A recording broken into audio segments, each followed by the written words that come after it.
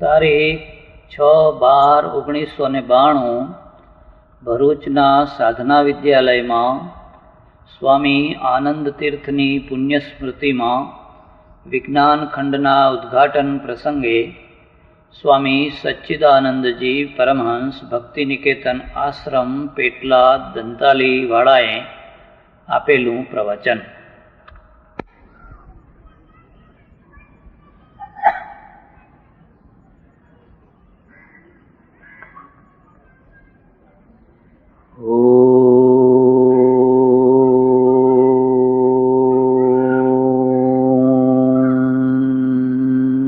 નમઃ શાંતાય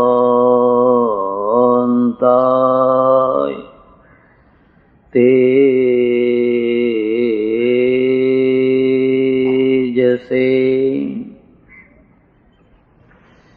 વંદનીય સંતવૃંદ,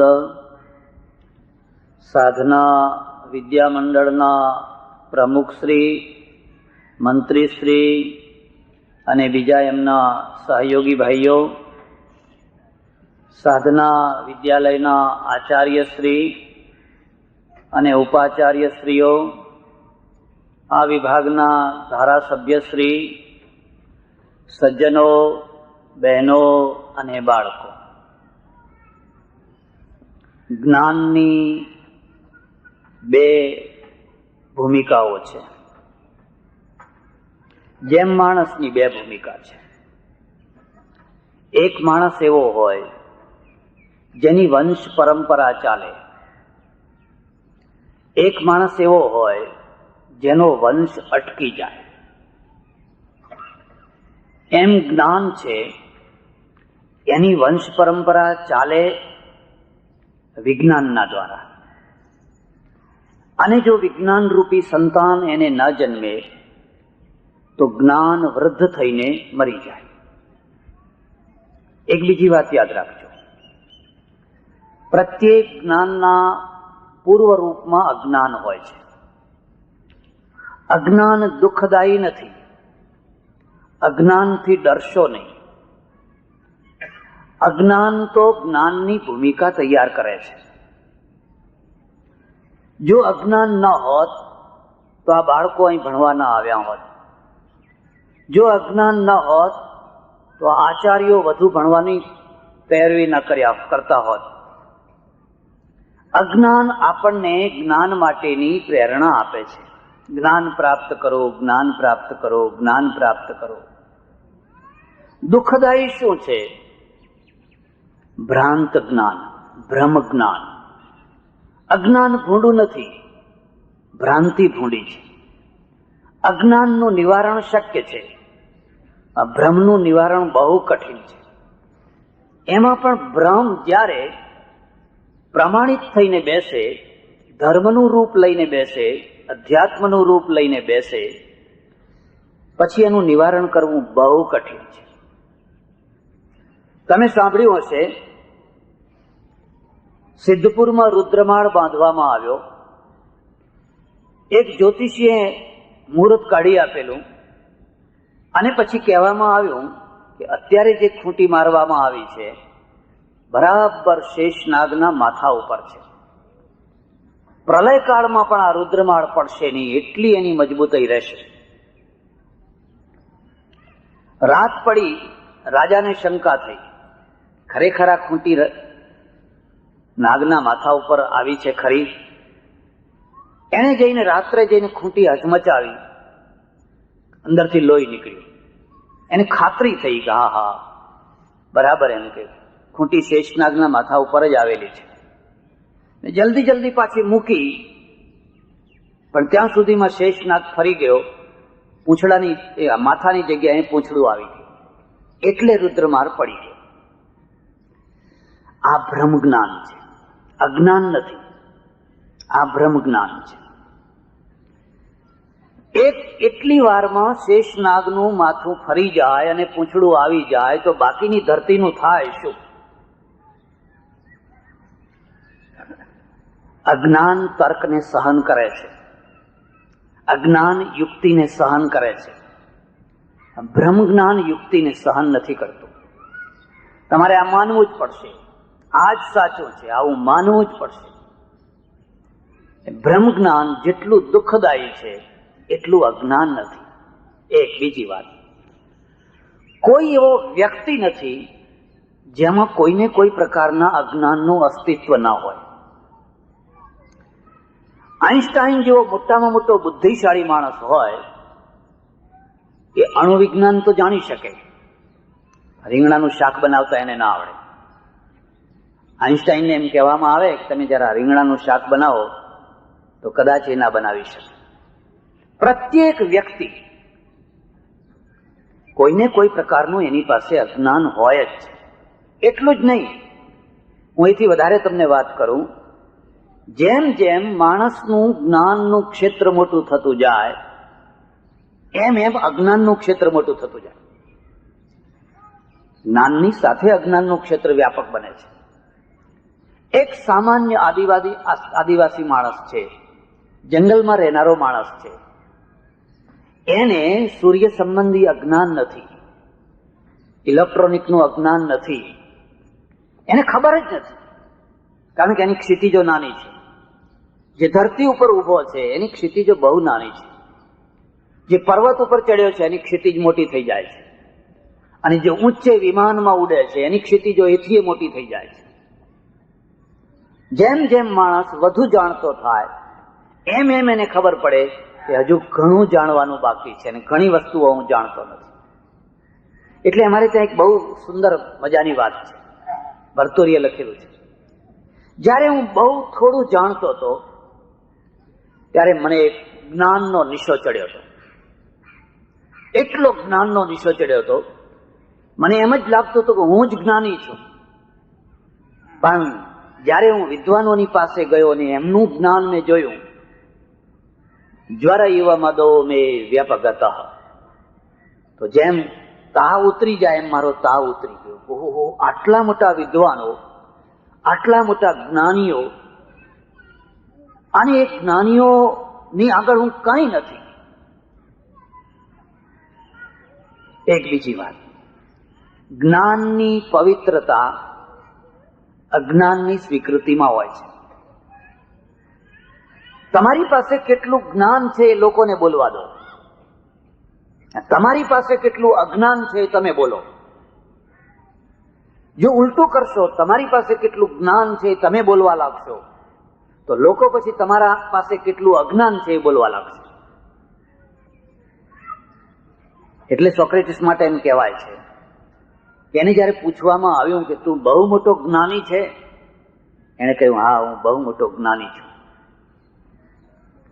આ જે બધા બીજા વિદ્વાનો બેઠા છે એમના કરતા જ્ઞાની છે? હા, એમના કરતા જ્ઞાની છે. પણ ફરક એટલો છે કે એમના જ્ઞાનને જાણે છે, હું મારા જ્ઞાનને અને અજ્ઞાનને બંનેને જાણું છું. અમારો જે સંત માર્ગ છે એ સંત માર્ગનું પહેલું પગથિયું છે પોતાની જાતને અલ્પ કરીને માનવી, પોતાની જાતને તુચ્છ કરીને માનવી. જ્યાં સુધી પોતાની જાતને અલ્પ કરીને કે તુચ્છ કરીને માનશે ત્યાં સુધી અહંકાર એનો દુશ્મન નહીં બને. એટલે હનુમાન છે ને અમાપ શક્તિ છે, પણ એને પોતાની શક્તિનું ભાન નથી. એને ભાન કરાવવું પડે છે. એને પોતાની શક્તિનું ભાન નથી, એને વિસ્મૃતિ છે. એને ભાન રામનું છે, માત્ર રામનું છે. અને રામના ભાનની સાથે દૈન્ય છે. પ્રભુ, હું કંઈ નથી, હું કશું જ નથી, જે કંઈ છો એ તમે જ છો, તમારા સિવાય કશું જ નથી. એટલે એને જે દૈન્ય છે ને એ દૈન્ય એને દુષ્ટ નથી થવા દેતો, અને એના કારણે એની શક્તિને યાદ કરાવવી પડી છે. તમે બહુ મોટા શક્તિશાળી છો, મહાન છો. ભક્તમાંથી દૈન્ય ચાલ્યું જાય એટલે એનામાં દુષ્ટતા આવે. જ્ઞાનીમાંથી દૈન્ય ચાલ્યું જાય, નમ્રતા ચાલી જાય, વિનય વિવેક ચાલ્યો જાય એટલે એનામાં દુષ્ટતા આવે. એટલે આ વાતને યાદ રાખજો. અજ્ઞાન અનિવાર્ય છે, અજ્ઞાનથી ડરશો નહીં, એને નિવારણ કરી શકાય. અંધકાર અનિવાર્ય છે, એટલે સૂરજની જરૂર છે. અંધકાર હોય જ નહીં તો સૂર્યની કોઈ જરૂર હોય જ. અરુણોદય થતા પહેલા આ પૃથ્વી ઉપર ચારે તરફ અંધકાર છવાયેલો હોવો જ જોઈએ. તો જ અરુણોદયની પૂજા થાય, તો જ સૂર્યના કોઈ વધામણા લે. હવે સૂર્ય અત્યારે ચમકી રહ્યો છે ને તમે 2000 નો કોઈ મોટો બલ્બ બાળો, એનો કોઈ અર્થ નથી. અત્યારે તમે ગમે એટલું મોટું લાઇટિંગ કરો, એનો કશો અર્થ નથી, કારણ કે અંધકાર નથી. અંધકાર હોય તો 15 નો બલ્બ હોય તો એની મોટી કિંમત છે. અત્યારે તો સૂર્ય છે. એટલે એક બીજી વાત, જ્ઞાન છે એ ક્રમે ક્રમે આવે છે, ધીરે ધીરે આવે છે. જેમ વૃક્ષ છે, બીજ છે, એ ધીરે ધીરે મૂળ નાખે છે, અને જેટલા મૂળ અંદર નાખે છે એટલું પછી ઉપર વધે છે. દ્વિમુખી એની વૃદ્ધિ છે. જો બીજ જમીનમાં મૂળ ના નાખે અને માત્ર ઉપર જ વધ્યા કરે તો એક નાની સરખી આંધીને પણ એ સહન નહીં કરી શકે, કે મૂળ વિનાનું વૃક્ષ છે. જરાક પવન આવશે ગબડી પડશે, એની મોટાઈ એને મારી નાખશે. ઘણા માણસો એવા હોય, ખૂબ મોટા હોય પણ મૂળ વિના ના હોય, એમના મૂળ ના હોય. જરાક આંધી આવે ગબડી પડે, અને ગબડી પડે એટલું જ નહીં, કેટલાને દાટી નાખે. કેટલાક ઝાડ એવા હોય એના મૂળ બહુ ઊંડા હોય, કેટલીય આંધીઓ આવે, કેટલાય વંટોળિયા આવે, પણ ઉપરથી ચાલ્યા જાય, એક પાંદડું ના પડવા દે. ગાંધીજી છે ને, એના આખા રાજકારણની અંદર તમે જોશો તો એના મૂળ પ્રજામાં રહેલા છે, પ્રજામાં રહેલા છે. એટલે કેટલી આંધીઓ આવી.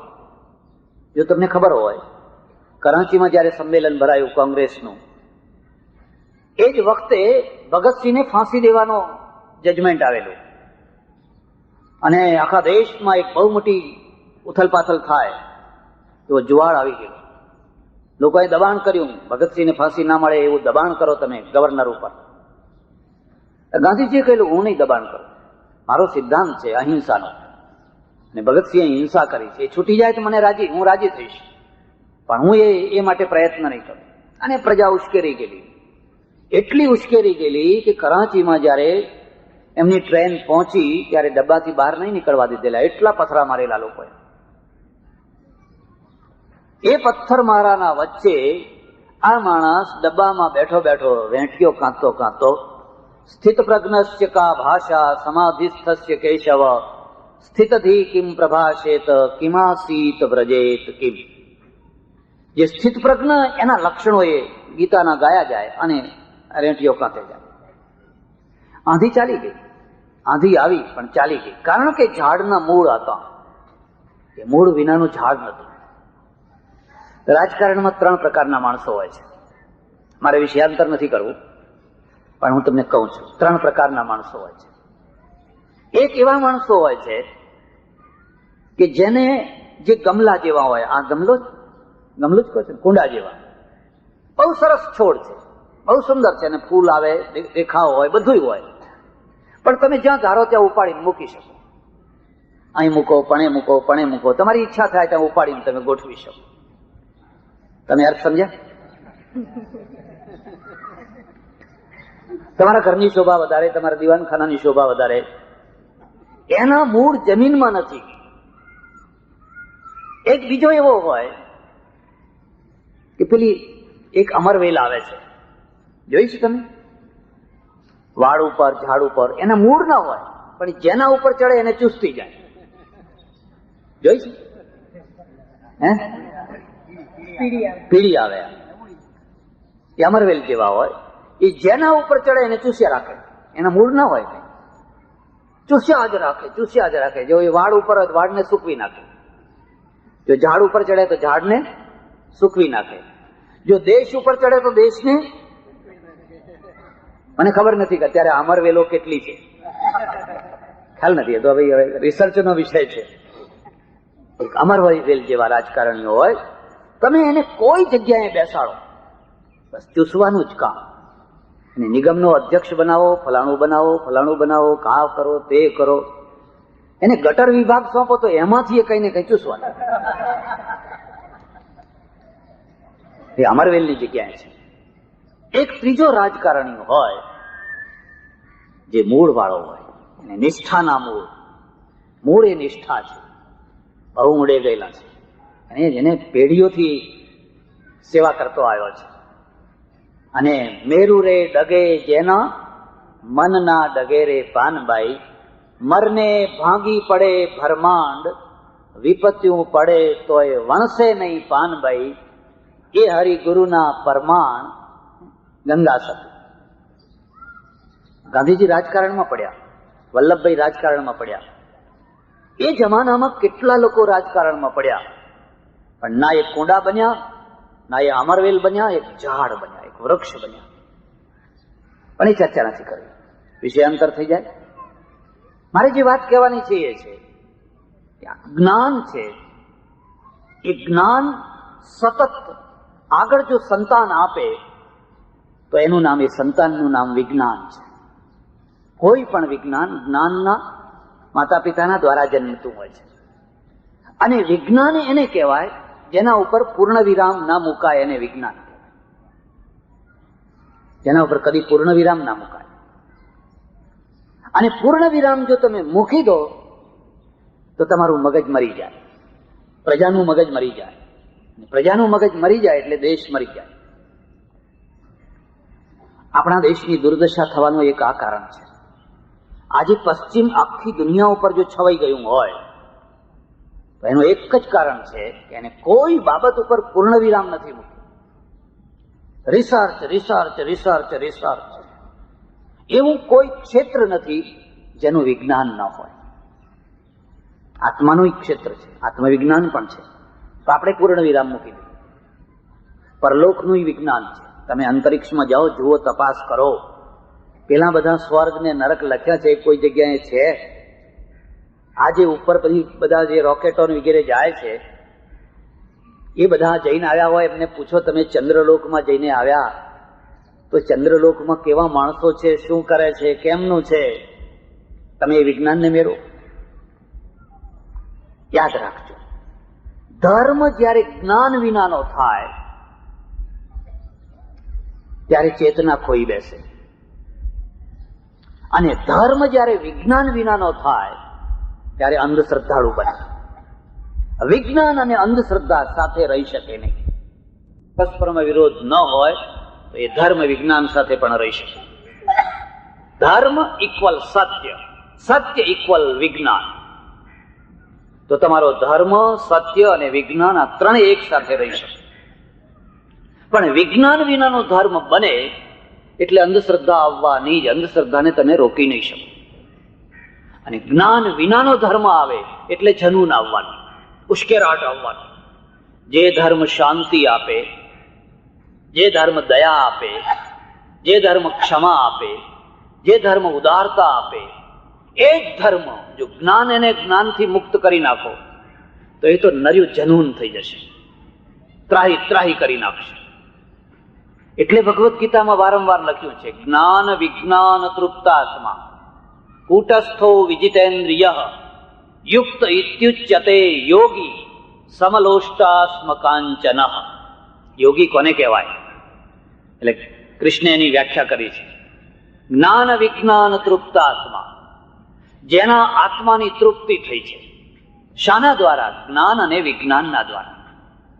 એના મસ્તિષ્કમાં એટલું જ્ઞાન છે ને એટલું વિજ્ઞાન છે કે મસ્તિષ્ક તૃપ્ત છે. જેમ પેટને તૃપ્ત કરી શકાય છે, જેમ હૃદયને તૃપ્ત કરી શકાય છે લાગણીઓથી, એવી રીતે મસ્તિષ્કને પણ તૃપ્ત કરી શકાય છે શંકાઓના સમાધાનથી, મસ્તિષ્કના સમાધાનથી. જ્ઞાન વિજ્ઞાનથી તૃપ્ત થયેલો છે.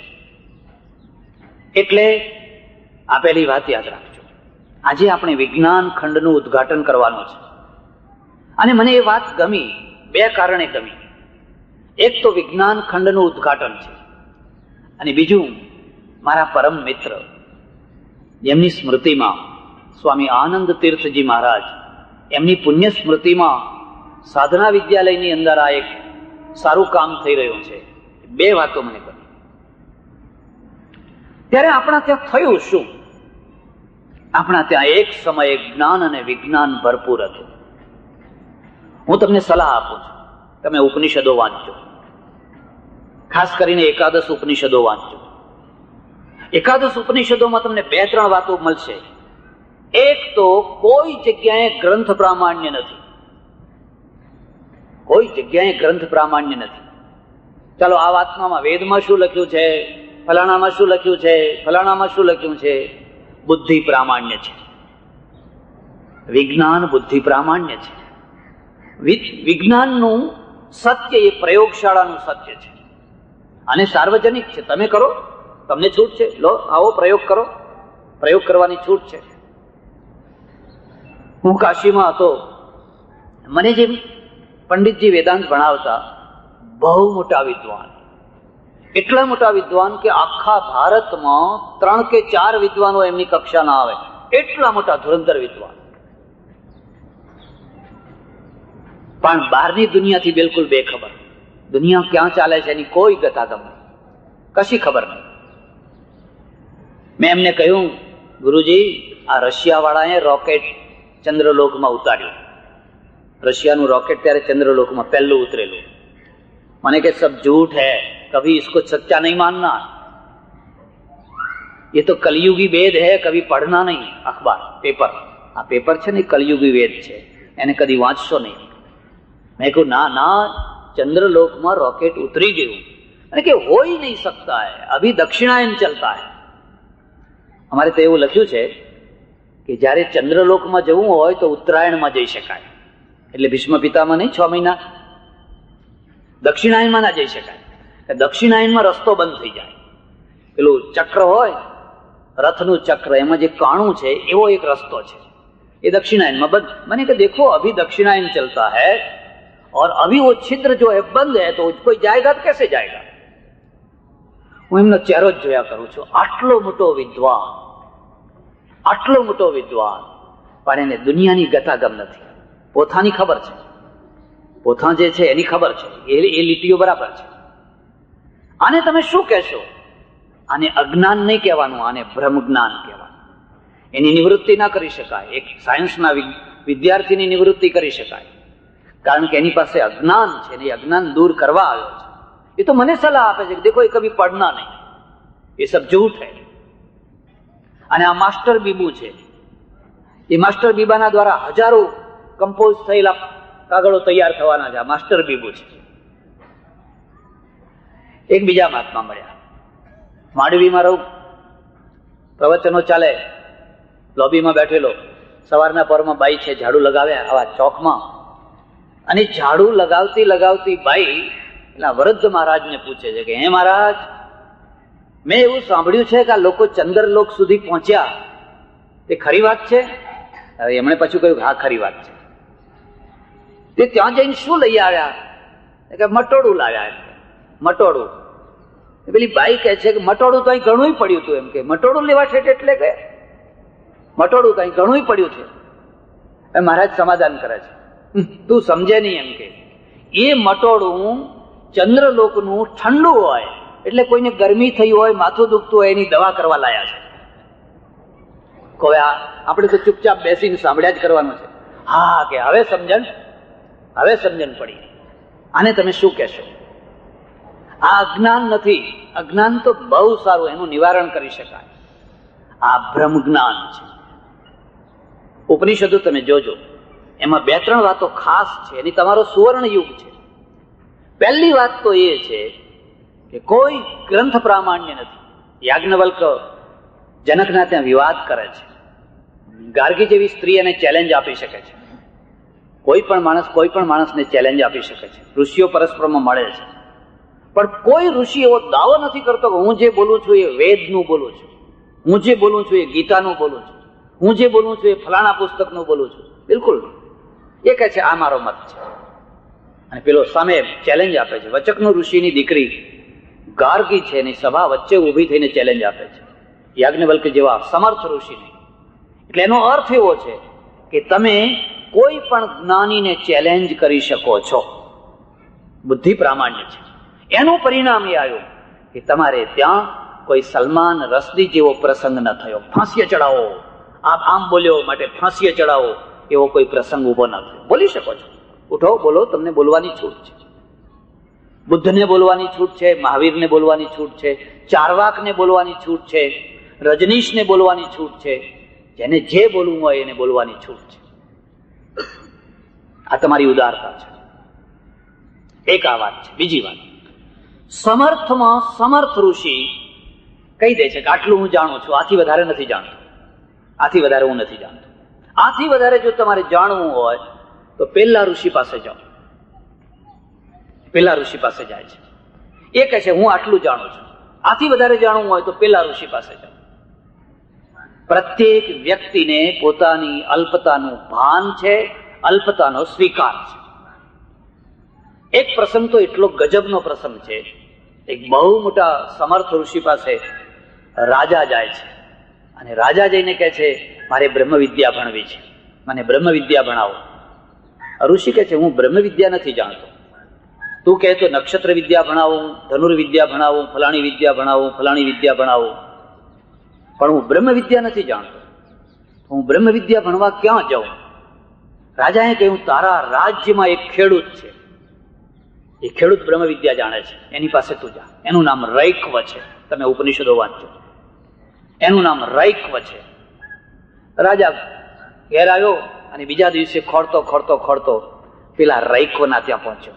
હવે રૈક્વ છે એ હળ ચલાવે છે ને હળ ચલાવીને થાકીને પછી બેઠો છે. બળદ ઉભા છે, હળ છોડેલું છે અને બેઠો છે ને એને ધાધર થઈ છે. એટલે આમ ખણે ને એટલે ધોતિયું આમ ઉતરી ગયેલું છે ને એકલો બેઠેલો છે. પેલા રાજાને અશ્રદ્ધા થઈ ગઈ. આવો બ્રહ્મજ્ઞાની હોય, આવો બ્રહ્મવેત્તા હોય? બ્રહ્મવેત્તા તો કેવા મજાની જટા જૂટ બાંધી હોય, ત્રિપુંડ કર્યું હોય, આમ પાછળ બધું 1008 લખ્યું હોય, ફલાણું લખ્યું હોય, કેટલા વિશેષણો લખ્યા હોય. હવે આ બેઠો બેઠો લવુર લવુર લવુર લવુર કરે છે. આવો બ્રહ્મવેત્તા હોય?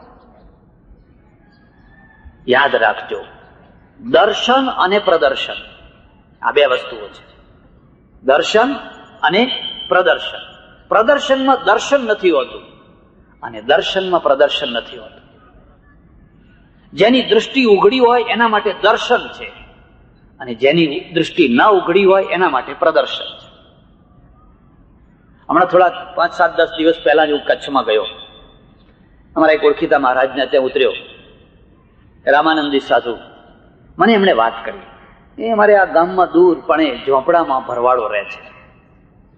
ઘેટા બકરા ચાળે, આખો દિવસ ઘેટા બકરા કચ્છમાં બધા ફરે અને નાય નહીં. રોજ રોજ ક્યાં એમને નાવાનું ના હોય. ઘેટા બકરા વિયાણા હોય તો એનું બધું ચોંટ્યું હોય, એટલે આપણે જેને અશુદ્ધ કહીએ એવા અશુદ્ધ શરીર વાળા. એની પત્ની આવી સાંજના ટાઈમે આવીને મને કહે છે કે મારા ઘરવાળાએ કહ્યું છે કે મહારાજને કહે ને એમની સોપડી લઈને આવે. ચોપડી એમની સોપડી લઈને આવે, મારે સોપડી સાંભળવી છે કે મહારાજને કહે તું બોલી આવ જા. આ મહારાજ વિચારમાં પડ્યા કે આ સોપડી એટલે શું, આ શું કહેવા માંગે છે. પછી એને પૂછ્યું કેમ આવું, મને કઈ સમજાતું નથી, શું તારા પતિની કઈ મને વાત કર. કે છેલ્લા 4-5 દિવસથી એ કહે છે કે હવે હું જતો રહેવાનો છું, હવે હું રહેવાનો. એ મહારાજ સમજી ગયા. ગીતા લીધી હાથમાં અને એના ઝૂંપડે ગયા.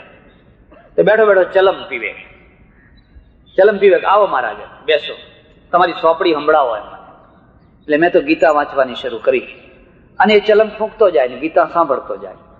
અડધો 1 કલાક થયો અને પછી કે હવે બસ કરો મહારાજ, કે બહુ સાંભળી, હવે બસ કરો. 15-20 માણસો ભેગા થઈ ગયેલા.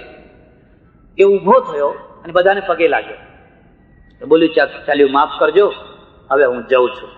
અને પોતાની મેળે એને સાથરો કરેલો ત્યાં જઈને સુઈ ગયો. સુઈ ગયો એટલે ગયો ખલાસ. સુતાની સાથે જ બસ. કોઈ પેપર વાળો એનું નામ નહીં છાપે, કોઈ દર્શન કરનારાઓની ભીડ ત્યાં નહીં જામે, કારણ કે ત્યાં દર્શન છે. ભીડ ક્યાં જામશે? જ્યાં પ્રદર્શન હશે.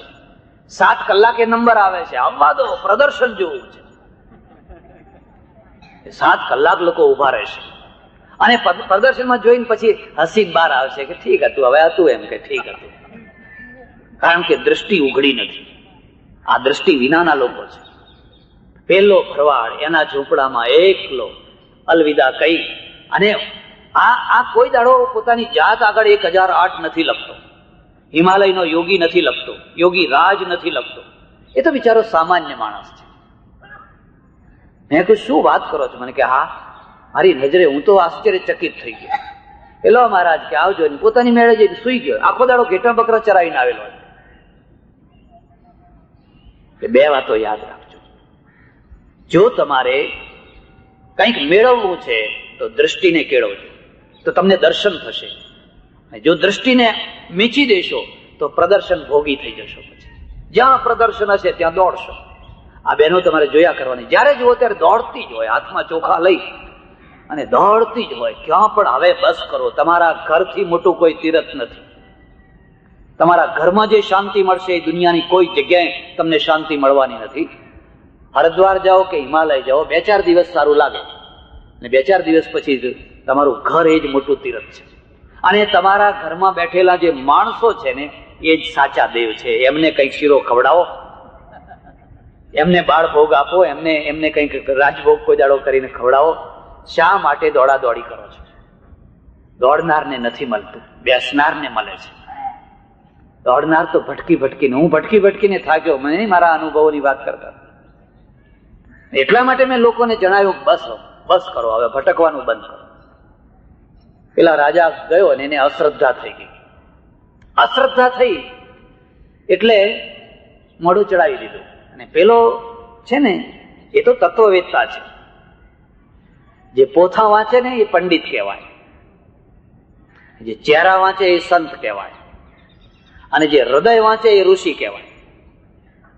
ઘણા લોકોને પોથા વાંચતા આવડે પણ ચહેરા વાંચતા ના આવડે, અને હૃદય વાંચતા તો શું એમને આવડવાનું છે.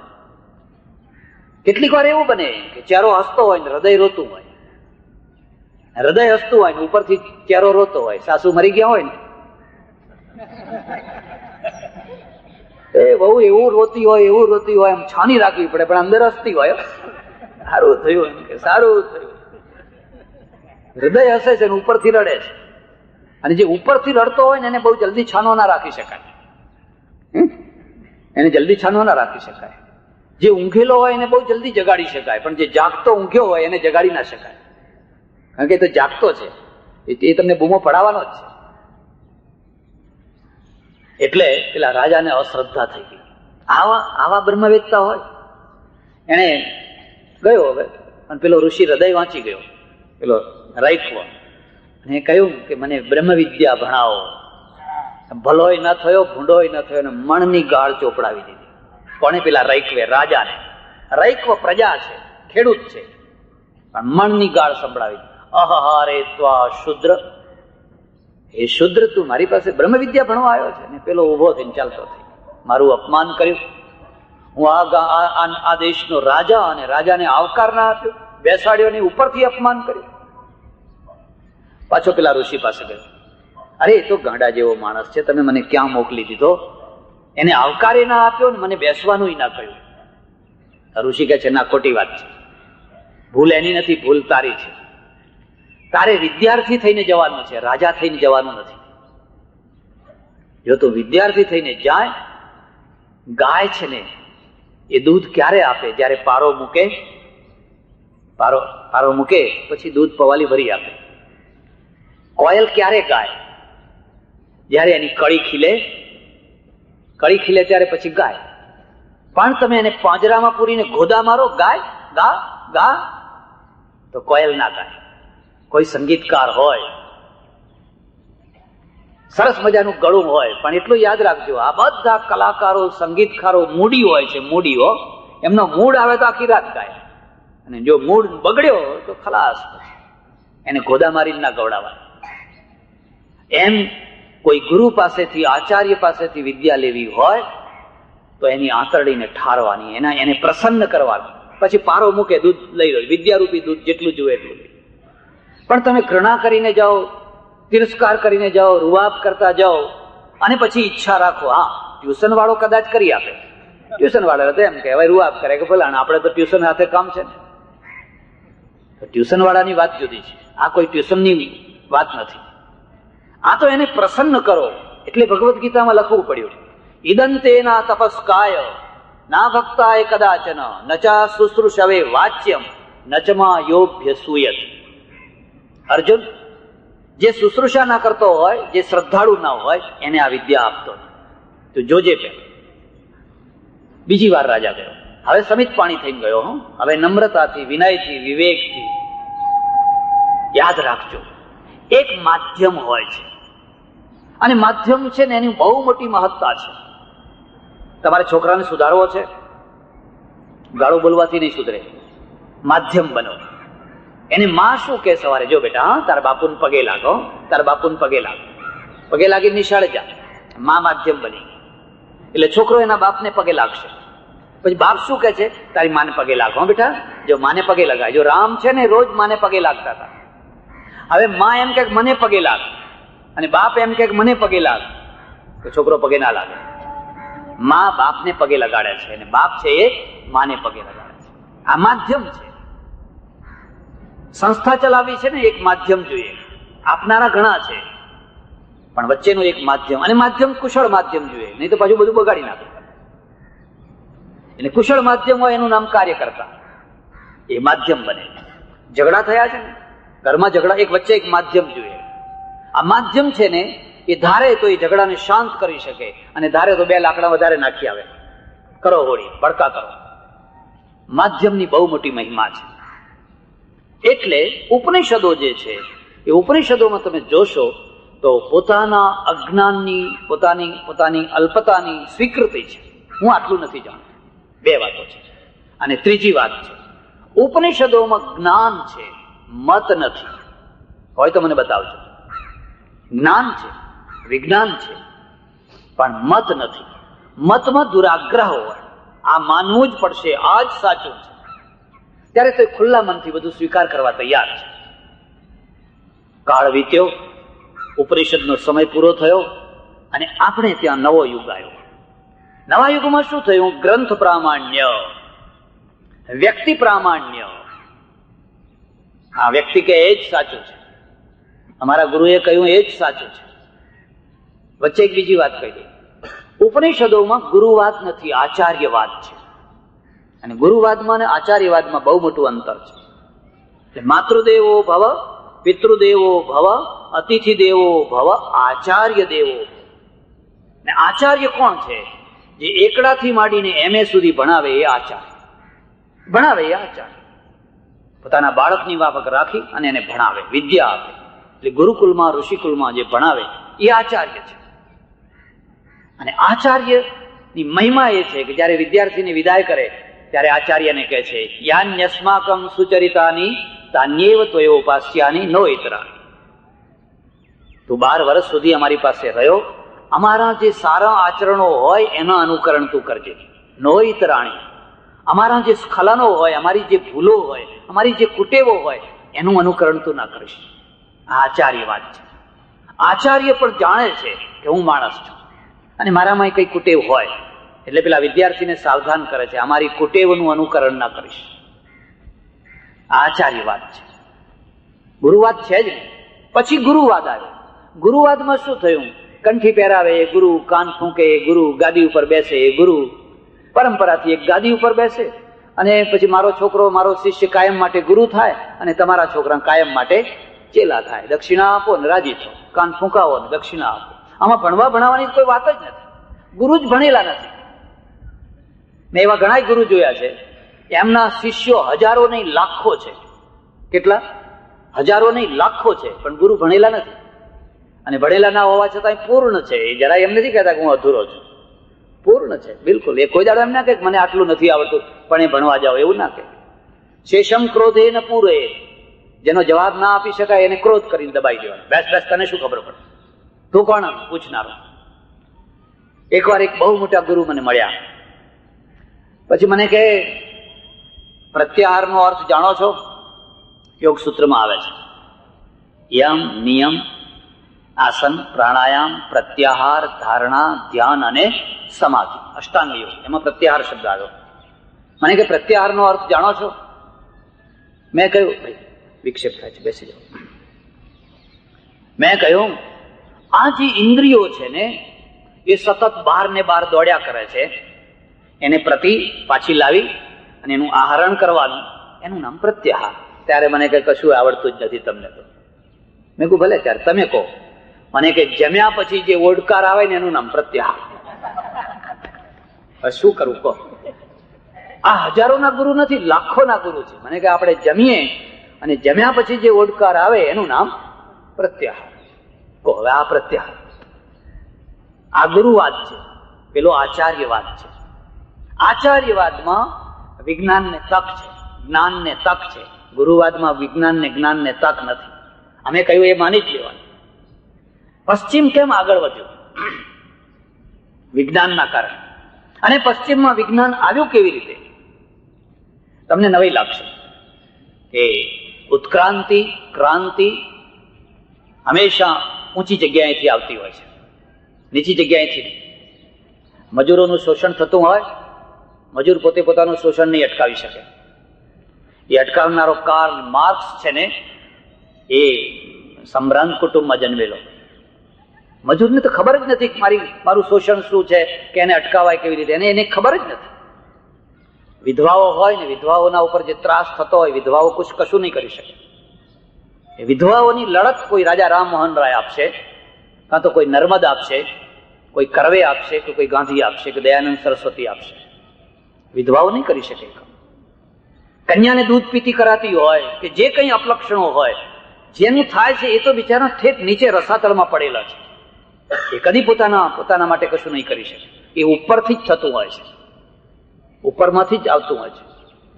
એટલે પશ્ચિમમાં જે વિજ્ઞાન આવ્યું, એ વિજ્ઞાનનું મૂળ છે ને એ ચર્ચમાં છે. ચર્ચમાંથી આવ્યું, પાદરીઓમાંથી આવ્યું. કોપનહેગન નામ તમે સાંભળ્યું હશે. એક પછી એક લોકો, એવું એક પાદરી એવો થયો કે રાત્રે જઈને મરદું લઈ આવ્યો, અને ઠંડો દેશ, કબ્રસ્તાનમાંથી મરદું લઈ આવ્યો પોતાના રૂમમાં. ત્યાં ફ્રીજની જરૂર નહીં, એટલી ઠંડી બરફ પડે. અને એ ફ્રીજમાં, એ પોતાના રૂમમાં રાત્રે મીણબત્તી કરીને મરદું ચીરીને બધું જોવા માંડ્યું. અને જેમ જેમ જોતો ગયો, પાર્ટ શરીરના ભાગ જોતો ગયો, એમ એને બાઇબલ ઉપરથી અશ્રદ્ધા થતી ગઈ. આમાં આવું લખ્યું છે ને, આમાં તો આવું નીકળે છે બધું. આવું કેમ થાય છે? લખ્યું છે આવું, અહીં તો આવું નીકળે છે. 4-5 દિવસમાં જ બાજુના પાદરીને ખબર પડી ને એને પકડાઈ દીધો. મરદું ખોદવાની મનાઈ, ચીરવાની મનાઈ, ધર્મ વિરુદ્ધ કામ કર્યું. કેટલા લોકોને મારી નાખવામાં આવ્યા. ધર્મનો એક હાથ મંગલમય છે અને બીજો હાથ ક્રૂરતામય છે. ધર્મે જેટલી ક્રૂરતા કરી છે, એટલી ક્રૂરતા નાસ્તિકોએ નથી કરી. એટલી ક્રૂરતા નાસ્તિકોએ નથી કરી. નાસ્તિકો છે પણ એની મર્યાદામાં છે, મારી નાખવામાં આવે. પણ એક પછી એક. તમે બ્રુનોનું નામ સાંભળ્યું હશે, બારી નાખ્યો. ગેલિલિયોને માફી માંગવી પડી, ત્યારે એને જતો કર્યો. હમણાં 2-4 વર્ષ પહેલા હું ગયેલો, 2 વાર ઇટાલી ગયો.